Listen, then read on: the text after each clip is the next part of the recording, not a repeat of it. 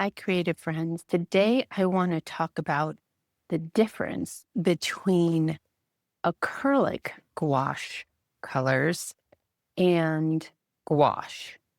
And this is a set by Arteza, and I chose this because it's a fairly inexpensive tube, gouache and acrylic gouache, but they're very different. Acrylic gouache is going to start to act like gouache, but the difference is that once the acrylic gouache dries, it is permanent on your page. The gouache, however, you can reconstitute it, you can move it around. So I'll do an example of that, but I wanted to share a couple of tips before you do that. So I've got this murky old brush that I leave in water for acrylic. And so if you are using an acrylic gouache, I would not use your nice watercolor brushes because acrylic will change your brush. If you're really great at cleaning it, great, but I wouldn't keep the 2 together. I do interchange my gouache brush, and I also use it with watercolor by cleaning it well, but I would not use one of my watercolor brushes with the acrylic gouache, unless, of course, you're really good at cleaning your brushes, but I still wouldn't do that because when acrylic dries, it dries pretty permanent. It's plastic. Gouache and watercolor, you can constantly, even if your brush has a year-old watercolor or gouache on it, you can still get it really clean. Just my 2 cents. So I'm gonna set myself up so I don't make those mistakes. I've got my dirty gouache water. I've been painting a little bit, and over here I have my acrylic gouache. And over here, I have the gouache. And I'm showing this to you because when I was looking for gouache for my gouache class, acrylic gouache came up and I was just a little confused by it. But there's many things like Golden will have open acrylics and things like that. And when it says open acrylics or acrylic gouache, it really means that you have more working time because acrylic dries really quickly. So they have put something in it to where you have more working time. And you can just do that on your own with acrylic paint with something like a slow drawing medium. So again, I'm setting myself up just because I'm using the 2 different mediums. And the acrylic gouache, it is a bigger tube. I'm using both the same color, burnt sienna, and then this is my gouache. So let me start with the gouache since that's the class that's coming up. And with gouache, straight out of the tube, you can get it super thick, like oil or acrylic. And then, and I like to use a little scrubby to get the paint off. Otherwise, you're just getting more water. But you can also move it to where it is very translucent on the page. And so if you like going very thick to very thin, I would recommend gouache over watercolor because gouache will be more economical to use thicker than really high quality watercolor. So this is the gouache, and I'm going to set this down. Now, this is, I might even use a little water. This is the acrylic gouache. And again, it will move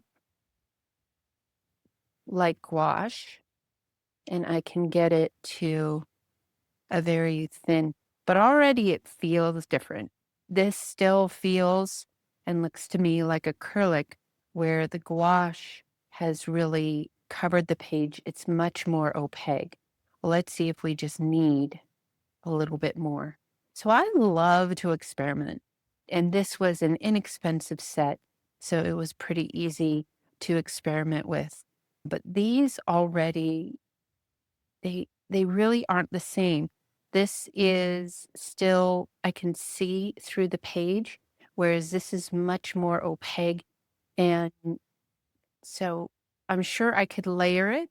And again, once this dries, you'll see that I can go back in and pick a lot of this up and this, it will dry like acrylic. So far, to me, this still feels like acrylic paint, kind of inexpensive acrylic paint. And that is just my take on it without doing any more research as to what's in it or what's not. That's my first take. So I'm going to let this dry, and then I'll come back in a few minutes when both of these are completely dry, and I'll show you the difference between gouache and what they're calling gouache acrylic.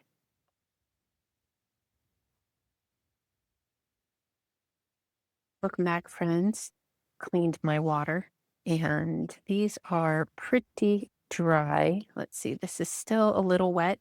And let's just see, let's see if it moves while it is still in this stage. And you can see I've got a wet brush. It is not moving at all. So this is like a matte instead of a gloss acrylic. And it's really only been about 15 minutes. So that dried really quick. I am in a dry environment, so things will dry quick. So here is gouache. It will reconstitute. I can go in day after day, probably year after year, and it will move after drying. And many colors are a stain. So if it's not moving, it means that it has stained the page.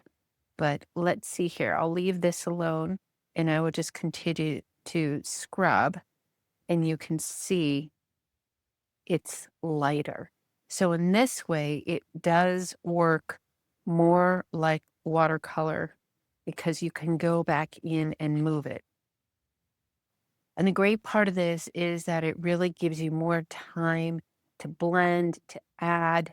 There's pluses and minuses and things that you love and things that you don't love about all of the different mediums: watercolor, acrylic, gouache, oil, so on and so forth.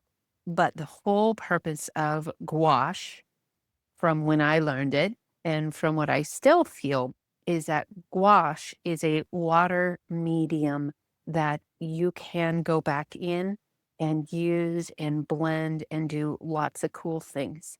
So I'm going to show all the tips and tricks and tools that I know in the gouache class, but I wanted to share this with you so that if you are confused about open acrylics or acrylic gouache and how it differs from gouache, is that for this class that we're talking about, you want true gouache. All right. And whatever form you get it in is just fine. This is more of a, I would call this a bit more of a student grade, a learning grade gouache. It's excellent for that. And I'll show you more about that in the class. I've got a set over here. It's a little bit better quality. And then I'll also show you professional quality gouache paints.